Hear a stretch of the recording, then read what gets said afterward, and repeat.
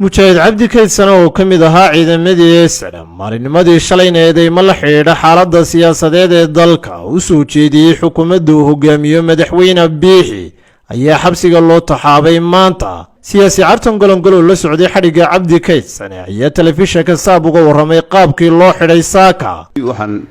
doonayay inaan la wadaago amaan xaqiijiyo xadhigga saaka la xidhay mujaahid cabdi kaydsane bulbul xadhigga mujaahidku daba socday hadal shalayto ka baxay warbaahinta oo niman mujaahidiin oo kamid ahaa mujaahidiintii dalka u soo halgantay ay kaga hadlayeen xaaladda dalka ayaa sida xaqiiqda saaka cabdi lagu xidhay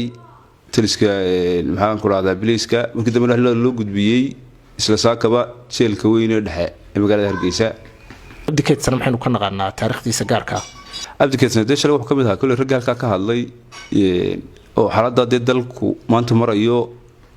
ka hadlayay war mujaahidiintii dalka u soo halgamayaan oo iyagu la jeclo ayaa rag badankooda deesay badankooda ay u hadleen ka muuqatay hadallo waxaanay daba socdeen wasiirka arrimaha gudaha oo gudoomiyaha xisbiga kulmiye uu madal leeyahay wax lagu wanqalay 20 jirid guuridii ka soo wareegtay xisbiga kulmiye hadallaan dalka iyo dadka midna munaasabka ah inuu kala qaybin loo arkayay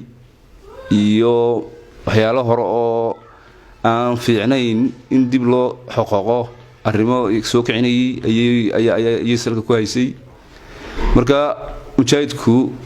kulley dareenkii warinta ka qabay ayuu halka kaga hadlay. cabdi kaydsane wuxuu ahaa mujaahidiintii kuyo yaryar halganka ku biiray waxaanu ka mid ahaa raggii 45 ahaa ee jabiyay jeelka Madheera. waxaana la sheegaa inuu ahaa ninkii ugu yaraaba waqtiga uu jeelka la jabinayo kulley dadaadiisa iminka uu yahay xilligan markaas u qiyaasto uu noqonayaaba halgankana isagoo yar buu ku biiray sideedana qoys halganka ku suntanaa buu ayuu cabdi ka soo jeedaatay dadka halgankaasi saameynayay ay soo halganka qayb ka wada ahaayeen. cabdi waxa ay aabihii wada dhasheen oo adeer ruma waa Sudaankii SNM ama halganka gogoldhiga u ahaa Sudaan Xasan Bulbul oo dadka dhan wada garanayaan oo Sudaankii markii taliskiisa aad bare dhulkan haystay halka loogu tagay SNM dajiyay gogasha u dhigay halgankana qayb lixaad ku lahaa ninkaas kulley familgaas uu ka soo jeedaayo isaguna waa cabdi kaydsane bulbul xasan bulbul waa adeerkii ruma marka horena qoys halgan buu ka soo jeedaayo cabdi kaydsane si guudna waa ninka ilaa maalintii uu kaalin qaaday halganka ku soo jiray intaana kulley dalkan u soo shaqaynayay waana mujaahidiinta aan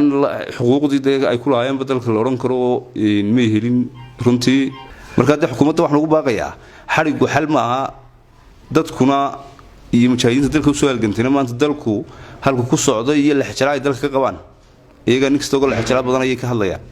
marka waxaan mujaahidka leeyahay xarigiisa yaan la siyaasadayn xorriyadiisa loo soo celiyo mujaahidiinta kalena si wacan loo wada dhaqmo dalkuna waa dal dimuqraadiyadii ay u soo dagaalameen mujaahidiintu iyo inay dalkani doorashooyin xor oo xalaal galo nina talis ka samaysan taliskii kale la dagaalameen ayaa dareenka mujaahidiinta iyo shacabka maanta uu ka laga hadlayaa taana waxaan leeyahay in lagu soo noqdo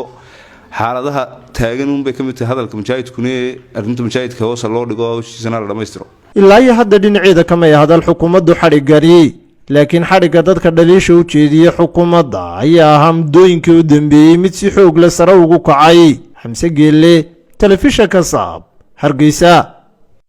dahabshiil oo la jaan qaadaya isbeddelka tiknoolajiyadda kuna fududaynaya hanaanka aad lacag u diri karto waxa uu hadda kuu soo kordhiyey in marka aad lacag dirayso aad ku bixin karto kaarkaaga bangiga dhammaan xarumaha dahabshiil ee qaaradda Yurub. abka dahabshiil oo aad kala soo degi karto Play Store iyo App Store ayaa kuu sahlaya in meel kasta oo aad joogto aad lacagaha si fudud uga diri karto. sidoo kale website-ka dahabshiil ayaad si fudud lacag uga dhex diri kartaa goob kasta iyo goor kasta. lacag kasta oo aad dirto waxa uu qofkaad lacagta u dirtay sikimo gudahoodu ku helayaa adeegga e-dahab ee moobilkiisa gacanta. waxa loogu shubi karaa akoonkiisa bangiga dahabshiil amaba waxa uu ka qaadan karaa dhammaan barnaamijyada dahabshiil ee dunida dacaladeeda. dahabshiil howlfudaydiyahaaga maaliyadeed.